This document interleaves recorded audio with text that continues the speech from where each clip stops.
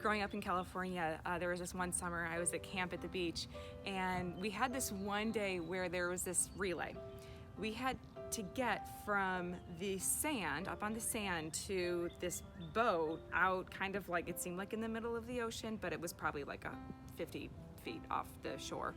And what we had to do is we have to get past the waves in order to get to the boat. The boat was just gently rocking back and forth in the ocean.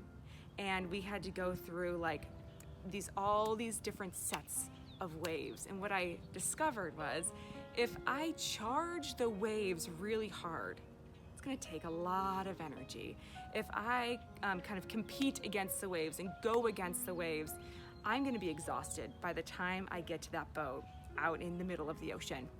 And so what I learned to do is, as the tide would come in, to wait, and as the tide would go out, it would take me however far I needed to go. And then I'd wait for the tide to come in, and then the tide would go out again. And slowly and surely, I got to that boat 50 feet offshore.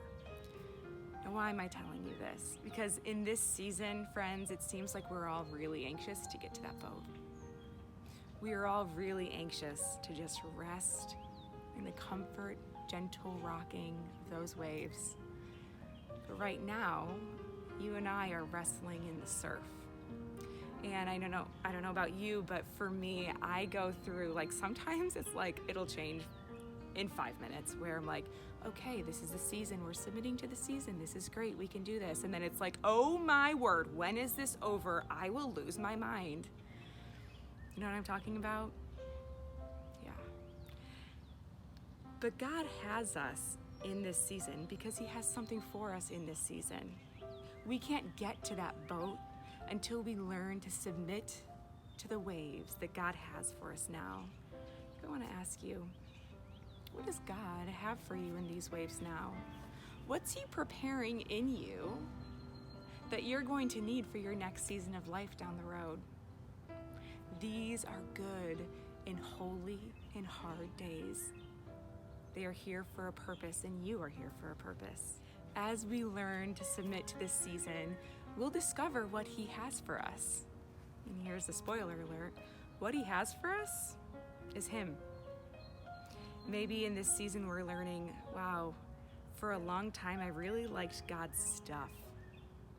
All the blessings that He has for us, and now we're seeing, is God enough? When everything else seems to be falling apart and the world is crumbling, is God enough? And He's going to use this season to reveal in us, hey, here you had my stuff, but I want you to have my presence. So I encourage you today, as we submit to this season, submit to Him and whatever He has for you now.